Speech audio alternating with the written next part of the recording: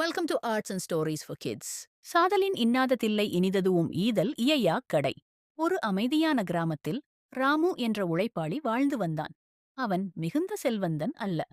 தினமும் கூலிக்குச் சென்று சம்பாதித்த சிறிய பணத்தில் மனைவி லட்சுமியும் 2 குழந்தைகளும் சேர்ந்து வாழ்க்கையை நடத்தினார்கள். வீட்டில் எப்போதும் வசதியில்லை. ஆனால் அன்பும் நேர்மையும் குறையவில்லை. ராமுவுக்கு ஒரு நல்ல மனம் இருந்தது. யாரேனும் கஷ்டத்தில் இருந்தால் உதவ வேண்டும் என்ற எண்ணம் அவனுக்கு எப்போதும் இருந்தது. ஆனால் அவன் ஏழை என்பதால் பெரிதாக யாருக்கும் உதவ முடியாது. இதுவே அவன் மனதில் அடிக்கடி ஒரு சுமையாக இருந்தது. ஒரு மாலை வேலை முடித்து களைப்புடன் வீட்டிற்கு வந்தான். அன்றைய சம்பளம் கூட மிகவும் குறைவு. வீட்டில் இருந்தது கொஞ்சம் அரிசி, சிறிது கஞ்சி, குழந்தைகளுக்காக வைத்திருந்த 2 வாழைப்பழம் மட்டும். அப்போது வீட்டின் வாசலில் மெதுவாக ஒரு சத்தம் கேட்டது. கதவைத் திறந்தான். வெளியே வயதான ஒரு பாட்டி நின்றிருந்தாள். முகம் சோர்ந்து இருந்தது. கண்களில் பசி தெரிந்தது. மகனே, 2 நாளாக சாப்பிடவில்லை. கொஞ்சம் உணவு கிடைத்தால் உயிர் தப்பும் என்று குலுங்கும் குரலில் கேட்டாள். அந்த வார்த்தைகள் ராமுவின் இதயத்தை கிழித்தது போல இருந்தது. உடனே உள்ளே சென்று பார்த்தான். இருந்ததையெல்லாம் நினைத்தான். குழந்தைகள் இன்னும் சாப்பிடவில்லை. மனைவியும் அவனை நம்பியிருந்தாள். அந்த நேரத்தில் அவன் உள்ளத்தில் பெரிய போராட்டம் நடந்தது. இந்த பாட்டிக்கு நான் கொடுக்க வேண்டும். ஆனால் வீட்டில் இருப்பது இதே மட்டும். இதையும் கொடுத்துவிட்டால் என் குழந்தைகள் என்ன சாப்பிடுவார்கள் என்று அவன் துன்பப்பட்டான்.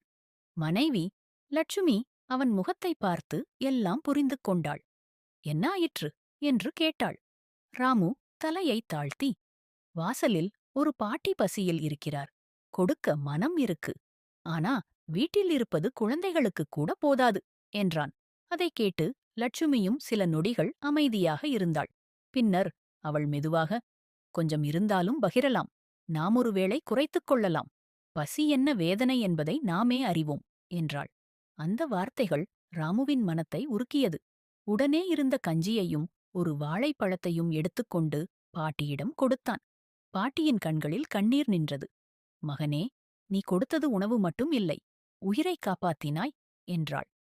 பாட்டி சென்ற பிறகும் ராமு நீண்ட நேரம் அமைதியாக இருந்தான்.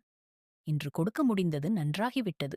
ஆனால் நேற்று போல ஒருவருக்கு உதவ மனமிருந்தும் முடியாமல் போனால் அது சாவைவிட பெரிய வேதனை என்று கூறினான்.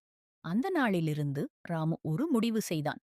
எவ்வளவு குறைவாக இருந்தாலும் அதில் சிறிது பகிர்ந்தே வாழ்வேன்.